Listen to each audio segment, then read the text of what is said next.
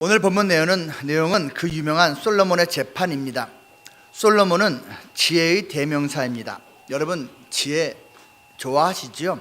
지혜의 가치 아시지요? 그런데 이 지혜는요, 세상에서 말하는 그 정도의 가치가 아닙니다. 성경은 그 가치를 어떻게 말하고 있을까요? 잠언서 3장 13절부터 18절이 그것을 아주 잘 말해주고 있습니다. 잠언 3장 13절부터 18절, 우리 교대로 한번 읽어볼까요? 제가 먼저 읽겠습니다.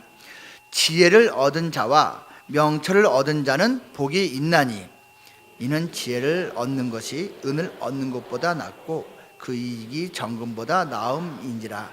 지혜는 진주보다 귀하니 네가 사모하는 모든 것으로도 이에 비교할 수 없도다. 그의 오른손에는 장수가 있고 그의 왼손에는 부귀가 있나니 그 길은 즐거운 길이요 그의 지름길은 다 평강이니라. 지혜는 그 얻은 자에게 생명나무라. 지혜를 가진 자는 복되도다. 지혜가 이 정도입니다. 복이 있대요. 지혜는 금은 진주보다 낫대요. 우리가 사모하는 그 어떤 것보다 좋은 것이래요. 그리고 무엇보다도 지혜는 생명나무랍니다. 야, 영과 육에 보이는 부분에 보이지 않는 부분에 모두 최고의 것이라고 말하고 있으니 이 지혜 우리 사모할 만하지 않습니까?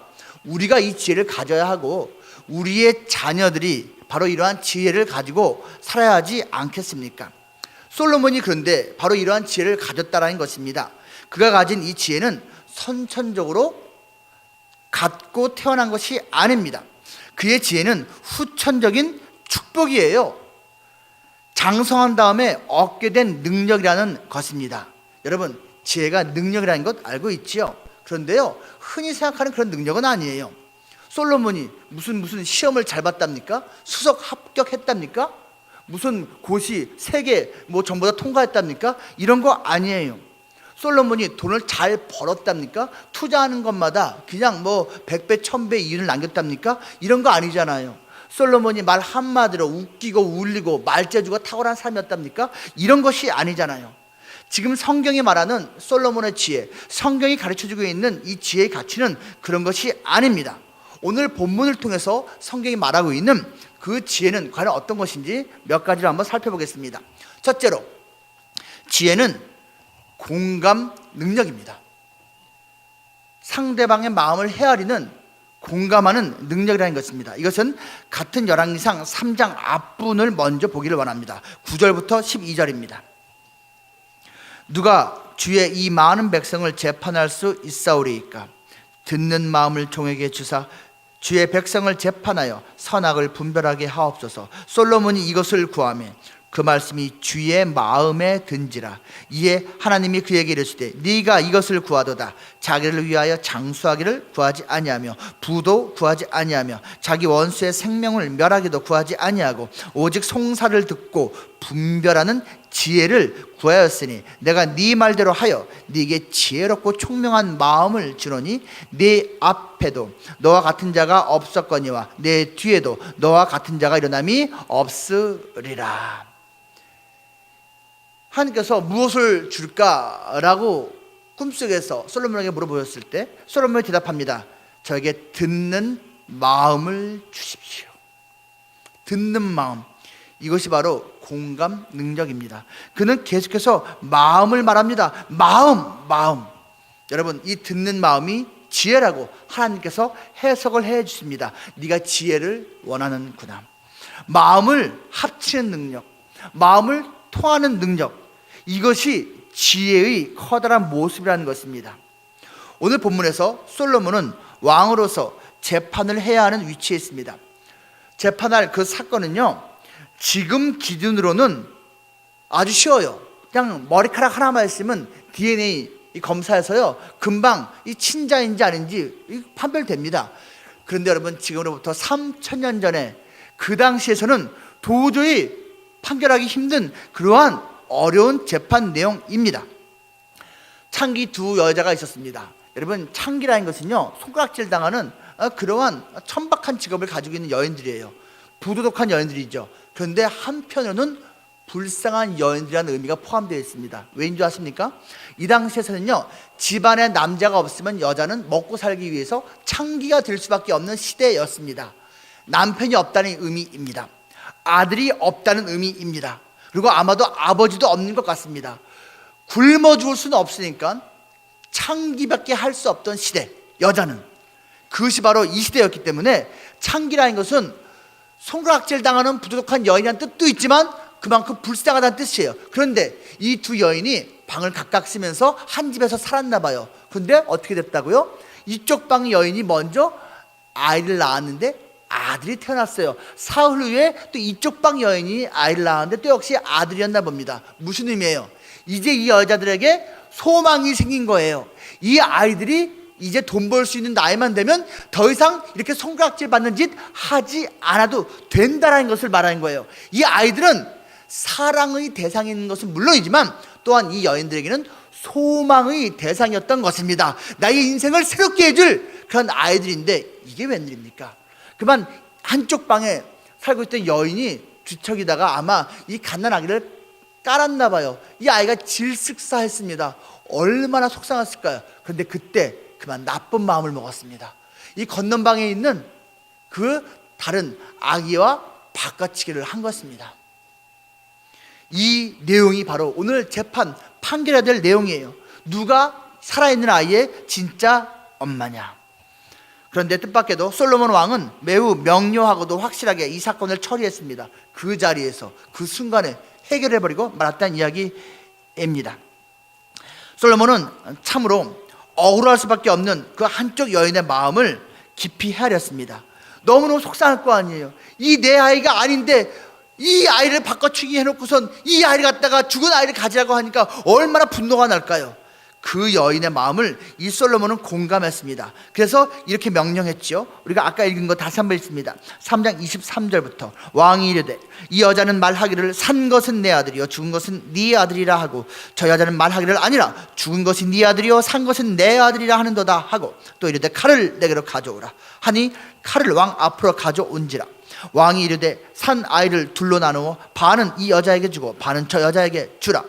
그 산 아들의 어머니 되는 여자가 그 아들을 위하여 마음이 불붙는 것 같아서 또 마음이 나오고 있죠. 왕께 아뢰어 청하건대 내 주여 산 아이를 그에게 주시고 아무쪼록 죽이지 마옵소서 하되 다른 여자는 말하기를 내 것도 되게 말고 네 것도 되게 말고 나누게 하라 하는지라. 이 명령은요, 그 진짜 어머니의 심령을 통찰하지 못하면 할 수 없는 명령이었습니다. 솔로몬은 논리로서 접근하기보다 마음으로서, 사람이라면 누구나 가지고 있을 그 마음으로서 접근한 것입니다. 26절에서 그 여인의 마음이 불 붙는 것 같았다라고 말하고 있습니다. 당연하죠. 진짜 내 아이인데 얘를 칼로 쪼개래요. 그 얘기를 듣고 가만히 있을 어미가 어디 있습니까? 마음이 불 붙는 것 같았다라고 말합니다. 이 내용은요, 히브리어 원어로 이렇게 말하고 있습니다. 그녀의 자궁이 꿈틀댔다. 내 아이가 죽을지도 모른다는 이 생각을 하니까 그 자궁이 꿈틀한 거예요.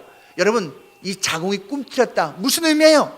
모성애가 자극받은 것입니다. 그 친엄마의 마음이 너무너무 고통스러웠다는 것을 말하고 있습니다. 여러분, 자궁이라는 이 단어는요, 히브리어로 레헴이라고 합니다. 그런데 이것을 이제 우리 한국말로 번역할 땐 마음이 불붙는다고 번역한 것이고요, NIV라고 하는 영어 성경은요, 그녀가 compassion, 긍휼로 가득 찼다라고 말을 하고 있습니다. compassion, com이라는 단어는, 이 접도는요, 함께, together 그 뜻입니다. passion은요, 열정, 그리고 고난, 순환, 고통, 그런 뜻을 갖고 있습니다. 그래서 여러분, The Passion of Christ 하면 그리스도의 순환, 고난이 되는 것입니다. compassion, 고난에 동참하는 것, 그 아픔에 함께하는 것, 한마디로 긍휼. 바로 이 여인이 자기 자녀를 향한 긍휼로 가득 찼다고 말하고 있습니다. 그런데 이 긍휼이 히브리어로는요, 라훔이라고 합니다. 아까 자궁은 레헴이라고 했잖아요. 이 긍휼은 라훔이에요. 여러분, 히브리어는요, 희한하게도 원래 모음이 없는 언어입니다. 자음으로만 되어 있고 모음을 적절하게 자기가 붙여서 읽게 되어 있어요. 그래서 영어로 표현하자면 자궁은 RHM이에요. 그리고 극률은 마찬가지로 RHM이에요. 즉 자궁이라는 단어와 극률이라는 단어가 같은 단어라는 이야기입니다. 그 자궁이 꿈틀댔다, 극률이 한이 없이 가득 차게 됐다는 것입니다. 불쌍하게 됐다는 것입니다. 살고 싶었던 것이죠.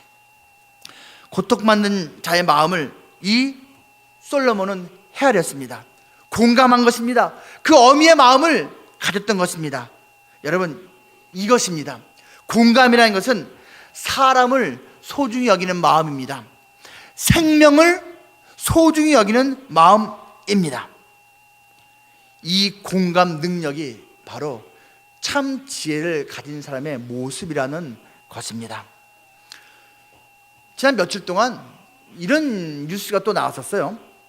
게임 중독에 빠진 철없는 아버지가요, 이 어린 자녀가, 아기가 굶어서 목말라서 죽는 것도 알지 못하고 방치했답니다. 이게 한 사건이 아니고 지금 몇 사건이 계속 나온 거예요. 게임 중독에 빠져 있는 남편을 보고 열받아서 그 젊은 아내가 도망친 것도 그렇지만, 그 아기가 홀로 남겨져 있는데 3일이고 5일이고 게임만 하고 있느냐고, 그 자식은 굶어 죽은 거예요. 목말라 죽은 거예요. 이게 말이 됩니까? 사람 일을 거부한 모습 아닙니까? 공감 능력, 여러분, 부모라고 해서 그냥 생긴 거 아니에요. 저 아이가 얼마나 고통스러울까, 저 아이가 얼마나 아플까, 얼마나 배고플까, 목마를까 생각을 아예 못합니다. 생명을 소중히 여길지 모르고 사람을 소중히 여길지 모르는 것이죠. 세월호 승무원들, 자기들만 살아남은 그들, 왜 욕을 먹고 있는 겁니까? 공감할 줄 몰라요. 사람의 마음을 헤아릴지 몰라요. 그들이 얼마나 두려워할지 무서워할지, 생명 소중히 여길 줄을 몰라요. 그래서 욕을 먹고 있는 것 아닙니까? 근데 여러분, 이것은요, 지금 이 나라 이 시대에만 있었던 것이 아닙니다. 성경을 보면 여러분, 타락한 사회, 타락한 시대일수록 사람들이 마음이 딱딱하게 굳어져 있습니다. 아주 차갑게 식어져 있습니다. 공감할 줄 모른다는 것입니다. 불쌍히 여길 줄도 모르고, 긍휼히 여길 줄도 모르고, 의에 대해서 분노할 줄도 모르고, 악한 것에 대해서 화낼 줄도 모르는 그러한 세대가 바로 이 세대 우리나라이고, 그리고 그러한 모습은 성경 곳곳에 나와 있다는 것입니다. 예수님 당시에도 공감할 줄 모르는 그들의 모습에 대해서 예수님께서 안타까워하면서 그렇게 분노하시는 모습이 나와 있습니다. 마태복음 제11장 16절부터 19절까지 말씀입니다. 주님께서 이렇게 말씀하십니다. 이 세대를 무엇으로 비유할까? 비유하건대 아이들이 장터에 앉아 제 동물을 불러 이르되, 우리가 너희를 향하여 피리를 불어도 너희가 춤추지 않고, 우리가 슬피 울어도 너희가 가슴을 치지 아니하였다 함과 같도다. 요한이 와서, 세례 요한이죠, 먹지도 않고 마시지도 아니하매 그들이 말하기를 귀신이 들렸다 하더니, 인자는 와서, 예수님이에요, 먹고 마시며 말하기를 보라, 먹기를 탐하고 포도주를 즐기는 사람이요 세리와 죄인의 친구라다 하니 지혜는 그 행한 일로 인하여 옳다함을 얻느니라. 함께 즐거워하지도 못하고 함께 슬퍼하지도 못하는 딱딱하게 굳은 심령들, 종교적으로는 하나님을 믿네하면서 엄청나게 부흥했을지 모르지만 실제는 그 가운데 긍휼이 없는, 실제는 그 가운데 의의가 없는, 아픔이 없는 메마른 심령들, 그것은 곧 지혜가 없는 모습이라고 예수님께서 말씀을 하고 있는 것입니다. 여러분은 이 지혜를 가지고 있습니까? 고통받는 자의 마음을 헤아리고 있습니까? 함께 공감하고 있습니까? 공감 능력은 저절로 생기는 것이 결코 아닙니다. 자식을 낳았다고 아비로서 어미로서 사랑이 저절로 넘친 것이 아닙니다. 어른이 되었다고 해서 이 어린 세대, 우리 자녀 세대를 귀히 여기고 제대로 사랑할 수 있는 것도 아닙니다. 세월호 사건이 바로 그것을 잘 보여주고 있지 않습니까? 이 사건은 여러분, 공감할 줄 모르고 자녀들에게 일방적으로 밀어붙이기만 하던 대한민국의 기성세대 전체에게 주는 하나님의 강력한 경고입니다. 또한 이것은 부조리를 심각하게 여기지 않던, 그것에 대해서 분노하지 않던 우리에게 주는 하나님의 회개의 메시지인 것입니다. 지혜는 자기만을 위해 사는 이기심을 극복하는 공감 능력입니다.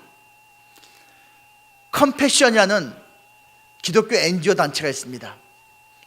앞에서 제가 말씀드린 그 컴패션입니다. 긍휼. 여기에 대표가, 한국 대표가 서정인 목사입니다. 이분의 간증글을 읽었습니다. 이분이요, 오래전에 골수 기증을 한 적이 있답니다. 백혈병을 앓는 어떤 아이와 자기의 골수가 정말 일치가 돼서 거의 불가능하거든요. 근데 그게 됐어요.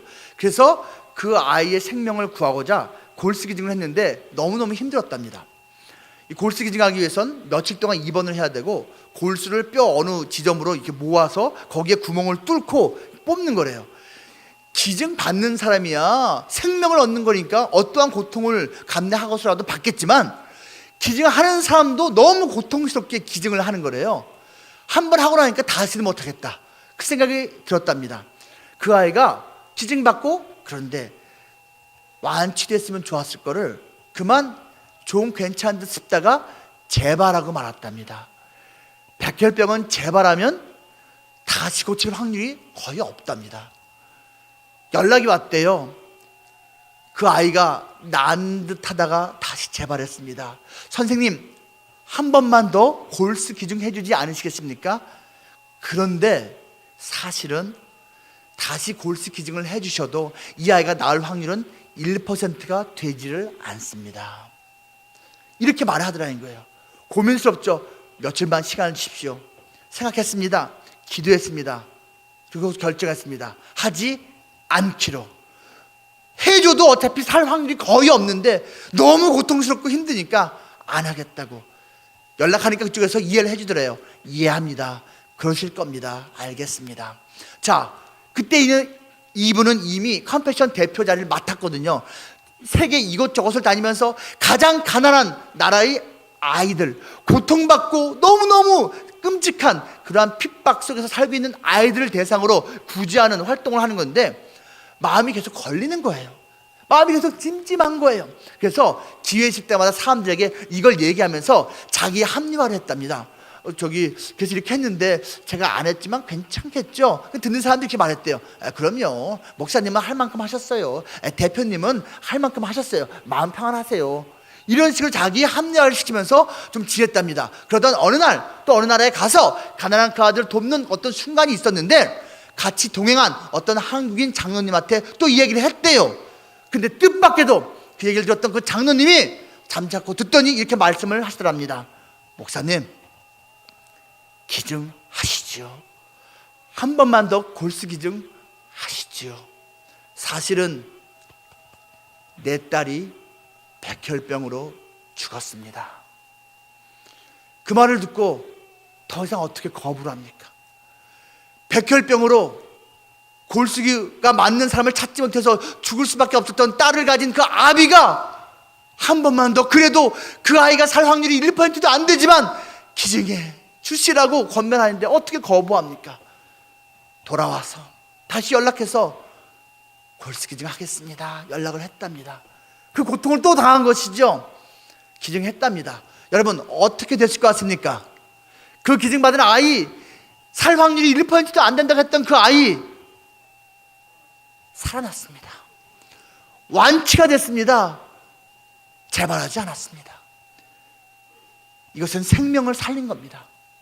여러분, 살릴 수 있는 생명을 살리지 않는 것은 죽이는 겁니다. 죽인 거예요. 우리가 지금 세월호 사건을 통해서 애통해하는 것이 바로 그겁니다. 살릴 수 있었는데 살리지 않은 거라고. 우리의 무능함을, 우리의 어리석음을 우리가 한탄하고 있지 않습니까? 그 앞장선 사람들이, 그 현장에 있던 그 전문가들이 제대로 하지 못했다고 그 속상해하고 있지 않습니까? 무엇보다도 그 도망친 자들이, 책임을 져야 될 자들이 공감하지 않았다고, 그 갇힌 아이들, 그 갇힌 사람들 불쌍히 여기지 못했다고 우리가 분노하고 있는 것 아닙니까? 지혜는 이기심을 극복하는, 공감하는 능력입니다. 상대방의 마음을 헤아릴 줄 아는 능력이라는 것입니다. 공감 능력은 마음을 주고받는 능력인 것입니다. 이 능력은 하나님 마음을 얻는데도 통하는 겁니다.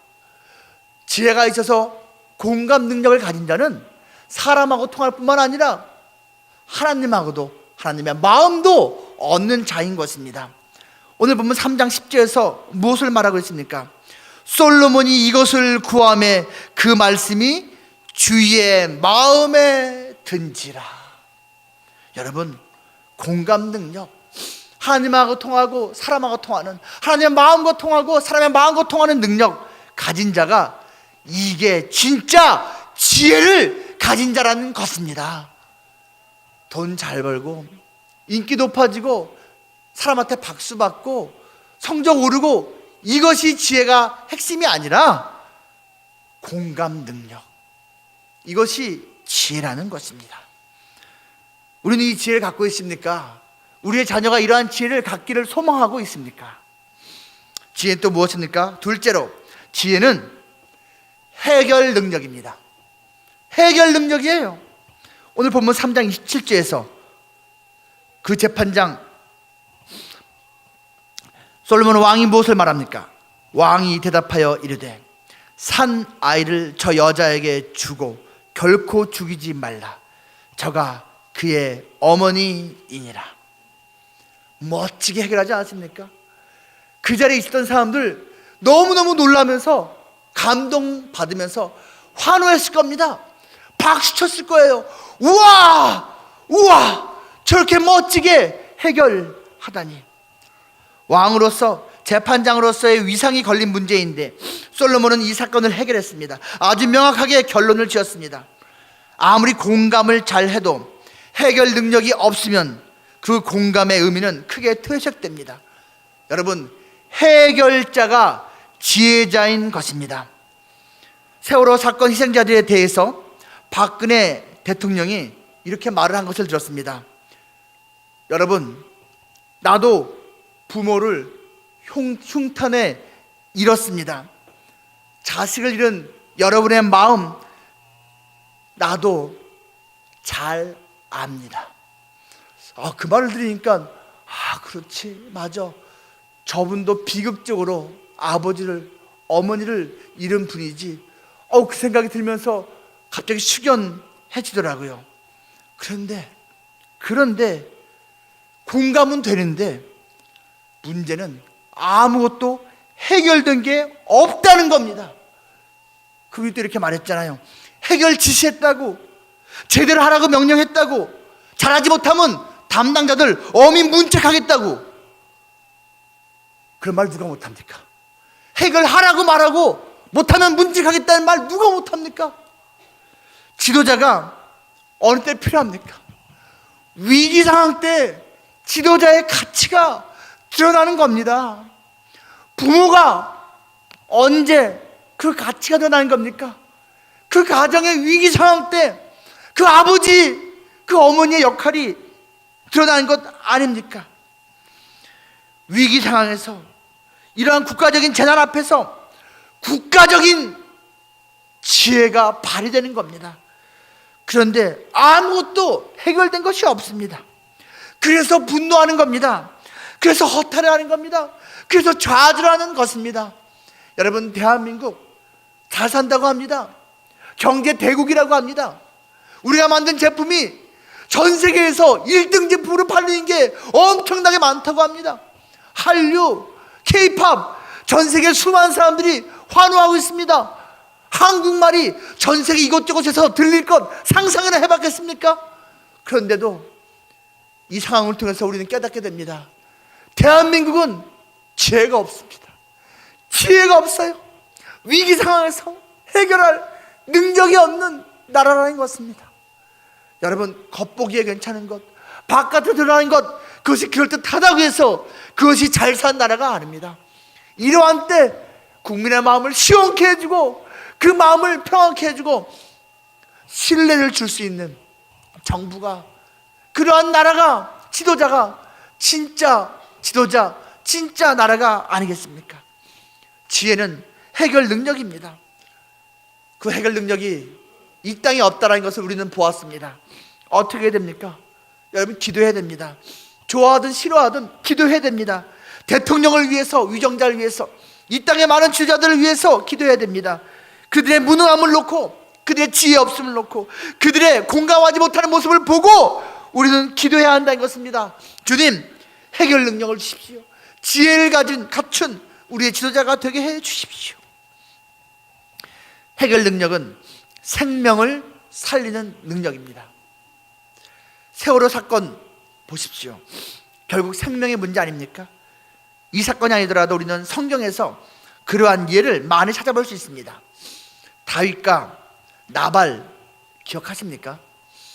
다윗과 그를 따르는 수백 명의 무리들이 십수년 동안 그 유대 광야에서 내일을 기약할 수 없는 그러한 위태로운 삶을 하루하루 살고 있었습니다.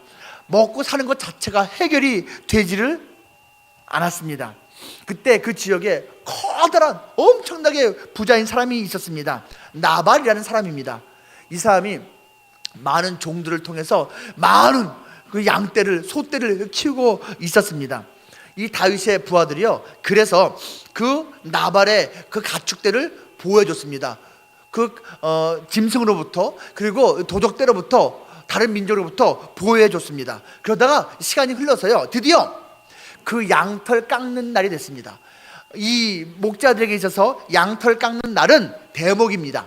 즉 우리로 말하면 추수 때예요. 그 한 해 농사를 갖다가 이제 결산하는 그런 때가 되었습니다. 그래서 다윗과 그의 부하들이 은근히 기대를 한 거예요. 우리가 한 해 동안 내내 그렇게 이들을, 그 양떼들을 보호해줬으니 그래도 우리한테 조금이라도 좀 주는 게 있겠지 해서 쑥스러움을 무릅쓰고, 부끄러움을 무릅쓰고 이 나발을 찾아간 거예요. 요청한 거예요. 저기 우리가 지난 수개월 동안 이렇게 당신들 재산을, 생명을 우리가 보호해줬는데 좀 먹을 것 좀 나눠주면 좋겠다고, 당신들 풍부하지 않냐고 이렇게 했는데요, 나발이 매몰차게 거절했습니다.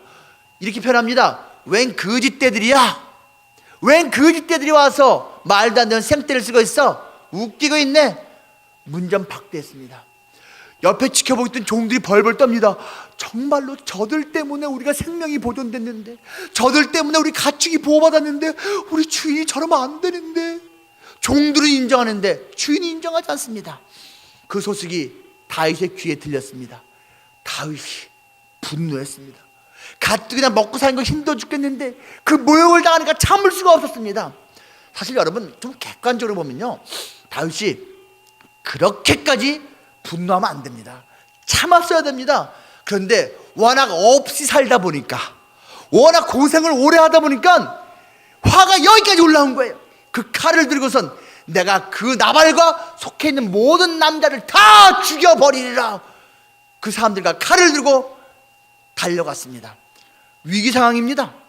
그런데 이 소식을 그 나발의 아내 아비가일이 종을 통해 전해줬습니다.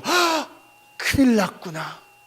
우리 주인, 우리 남편이 어리석은 짓을 했구나. 정말 큰일 났구나. 아비가일이 빨리 음식을 장만합니다. 그리고 다윗에게 먼저 싸서 보냅니다. 그리고 자기는 옷을 꾸미고선 다시 또 뒤를 쫓아갑니다.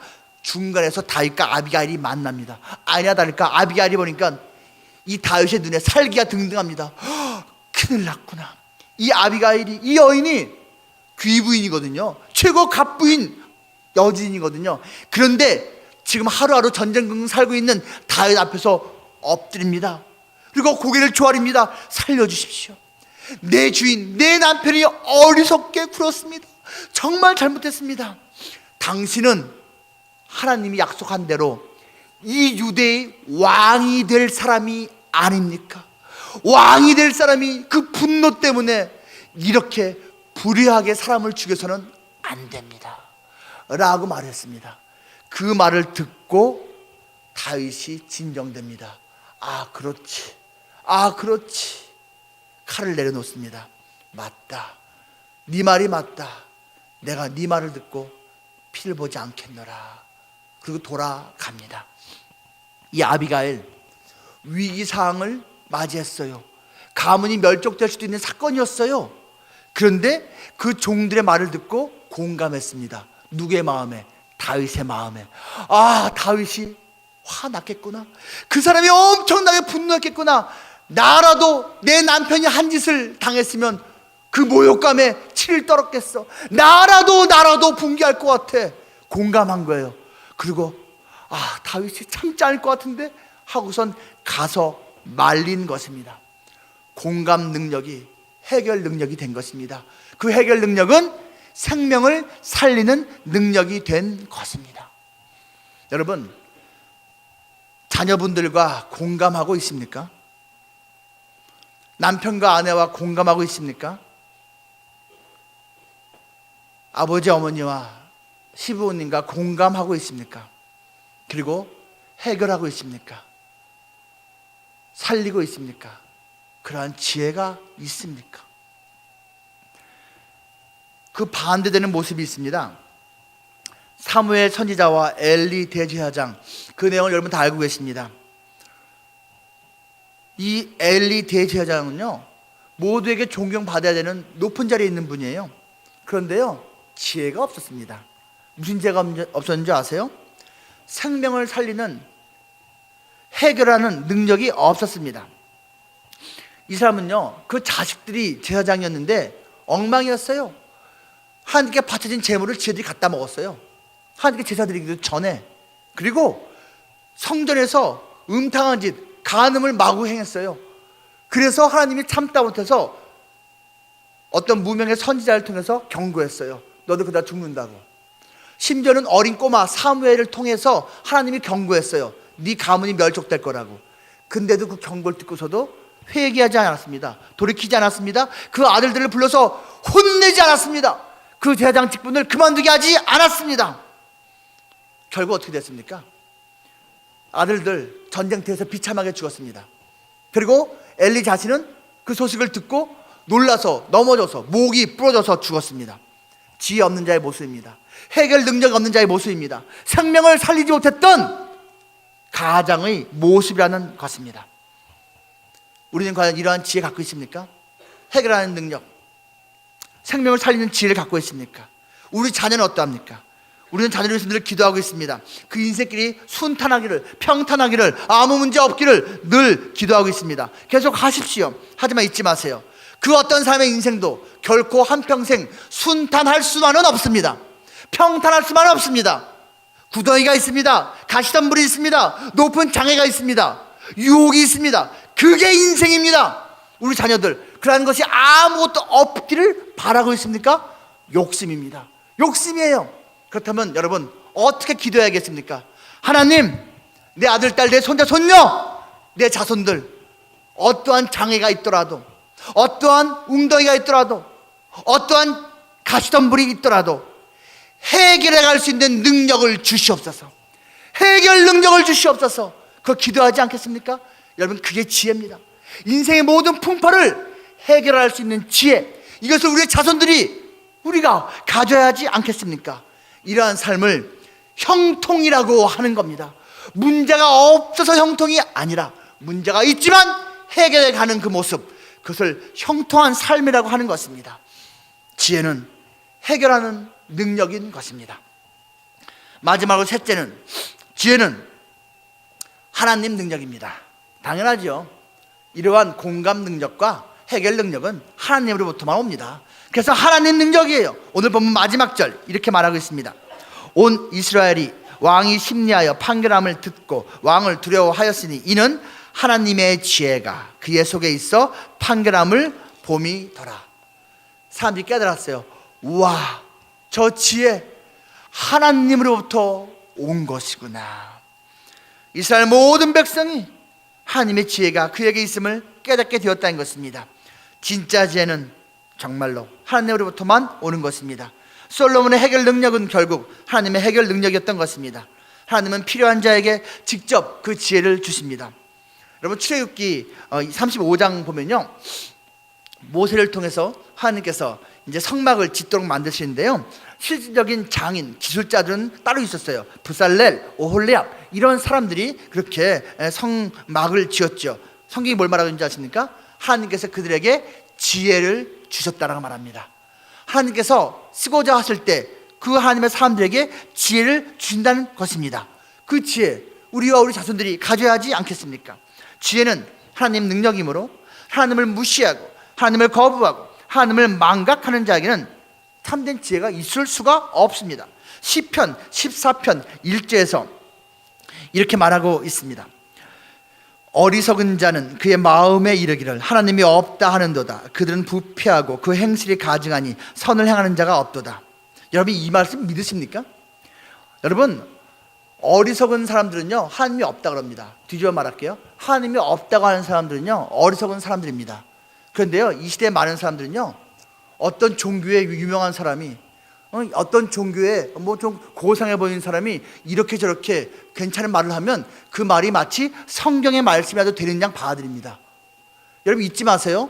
아무리 똑똑해 보여도, 아무리 고상해 보여도, 아무리 덕스러워 보여도 하나님을 모르는 자는 뭐가 없다? 지혜가 없다. 착각하지 마세요. 절대로 여러분 잊지 마세요. 하나님을 모르는 사람은 진짜 지혜를 가진 사람이 아니고 오히려 어리석은 자입니다. 어리석은 자들이 하는 말을 하나님의 사람들이 받들고 있어요? 여러분, 착각입니다. 정말 착각이에요.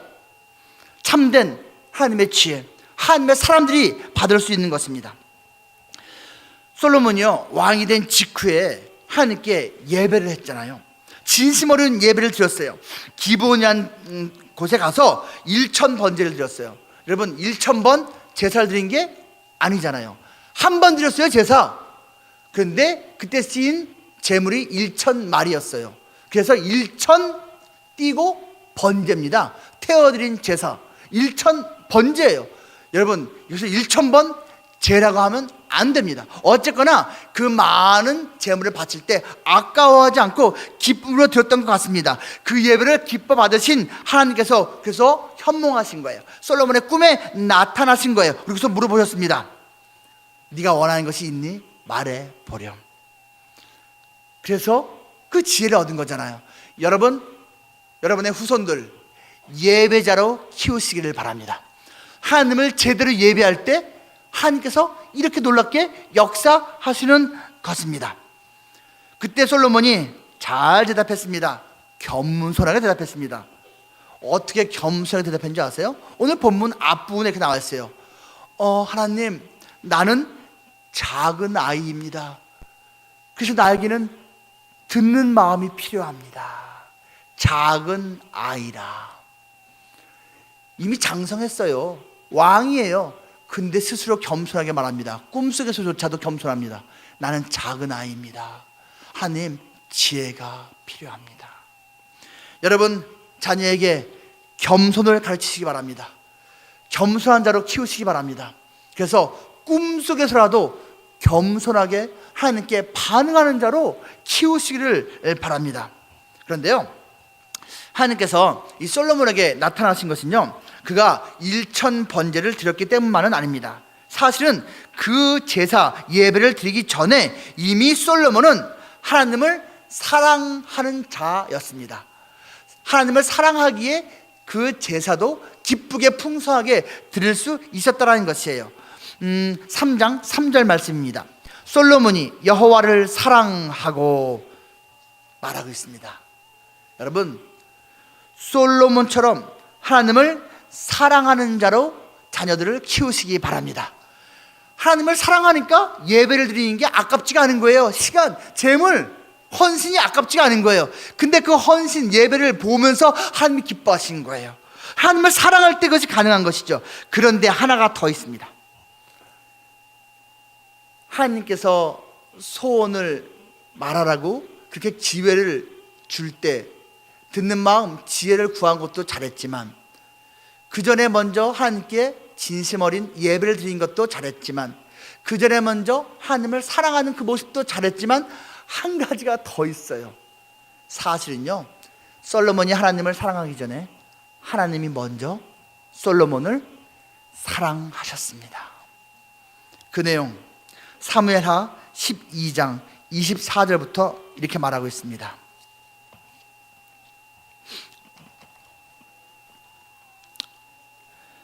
다윗이 그의 아내 밧세바를 위로하고,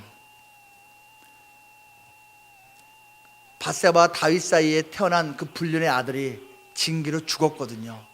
다윗이 회개했지만 죽었어요. 그러니까 그 밧세바를 위로하고 그에게 들어가 그와 동침하였더니 그가 아들을 낳음에 그의 이름을 솔로몬이라 하니라. 하나님께서 그를 사랑하사. 왜 솔로몬이라고 지었을까요? 여러분, 같은 의미가 샬롬이에요. 평화입니다. 그 죽은 아들 대신해서 하나님께서 이 아들을 주셨거든요. 그러니까 평화라고 이름을 지었습니다. 왜요? 자기가 그동안 하나님하고 평화하지 않았었거든요. 죄악 가운데 있었으니까. 하지만 이제 회개하고 평화를 얻는 거예요. 또 진짜 남편이 죽고, 원래 남편이 죽고 자식마저도 죽은 이 아내 밧세바가 평화롭지가 않은 거예요. 그러니까 이제 이 아들을 통해서 평화를 얻으라고 평화라고 지은 거예요. 그런데 그 솔로몬을 놓고 하나님께서는 직접 이름을 하사해 주셨습니다. 25절, 선지자 나단을 보내 그의 이름을 여디디아라 하시니. 하나님이 만들어주신 이름이에요. 이는 여호와께서 사랑하셨기 때문이더라. 여디디아 뜻은 하나님의 사랑을 입었다라는 뜻입니다. 솔로몬은 태어날 때부터 하나님의 사랑을 받는 자였습니다. 여러분, 간구하십시오. 우리의 후손들 태어날 때부터 한평생 하나님의 사랑을 받는 자가 되게 해주십시오. 간구하시기 바랍니다. 하나님의 사랑을 받을 때 하나님을 사랑할 수 있고, 하나님을 사랑하는 자가 하나님 예배를 잘 드릴 수 있고, 하나님 예배를 잘 드리다 보니 하나님의 놀라운 그 축복을 받게 되는 기회를 얻었던 것입니다. 솔로몬과 하나님은 서로 사랑하는 사이였습니다. 서로 통하는 사이였습니다. 그러니까 하나님께서 솔로몬에게 하나님의 지혜를, 하나님의 능력을 주신 것입니다. 하나님과의 관계 정도가 하나님의 지혜 정도인 것입니다. 여러분, 이제 그 악한 그 창기, 그 여자를 한번 생각해 보시기 바랍니다. 그 여인은 착각했습니다. 뭘 착각했을까요? 솔로몬 왕이 아무리 똑똑해도 이 사건을 감당할 수는 없을 것이라고 생각했습니다. 이 사건의 진짜 그 보이지 않는 그 진실을 이 왕이 파악할 수는 없을 것이라고 믿었습니다. 그런데 이게 웬일입니까? 솔로몬은 하나님으로부터 온 능력으로 진짜 어미의 마음에 공감했고 하나님의 지혜로 그 사건을 해결했습니다. 악한 그 여인은 지혜 없는 자였습니다. 염치 없는 자였습니다. 사랑 없는 자였습니다. 의의가 없는 자였습니다. 하나님 없는 자였습니다. 인간이기를 거부한 자였습니다. 그 여인은 솔로몬과 아주 대조가 됐던 것입니다. 그렇다면 우리는 과연 어떠합니까? 우리는 솔로몬처럼 하나님의 지혜를 가진 자입니까? 아니면 어디서 어떤 그 여인 같은 사람입니까? 우리는 솔로몬처럼 하나님 능력을, 해결 능력을, 공감 능력을 가진 자입니까? 아니면 기본적인 인간성조차도 제대로 갖추지 못한, 하나님의 사랑받지 못한 모습으로 살고 있는 그러한 모습입니까? 우리는 자녀를 어떻게 키우고자 하고 있습니까? 여러분이 여러분의 아들, 딸, 여러분의 손자, 손녀 생각할 때 그 마음에 주로 차지하고 있는 내용이 무엇입니까? 기도하고 있는 레파토리가 무엇입니까? 조기교육, 남들보다 조금이라도 빨리 공부시켜서 좋은 성적 받게 만드는 것, 이중 언어 가르치는 것, 특수고등학교 가야 되는 것, 명문대학 들어가는 것, 연봉 매덕 받아야 되는 것, 이것이 우리가 자녀를 놓고 기도하고 있는 주된 내용입니까? 우리는 기도해야 됩니다. 우리 자녀가 솔로몬이 그랬던 것처럼 공감 능력을 갖게 해달라고, 해결 능력을 갖게 해달라고, 하나님 능력을 갖게 해달라고, 한마디로 하나님 지혜를 가진 자로 한평생 살게 해달라고 기도해야 합니다. 바라기는 우리 계명의 모든 성도들이, 우리의 모든 자손들이 이렇게 하나님이 주신 지혜로 살아갈 수 있기를, 그래서 이 땅의 교회를 살리고 이 나라를 살리는데 주역이 될 수 있기를 거룩하신 주님의 이름으로 축복합니다.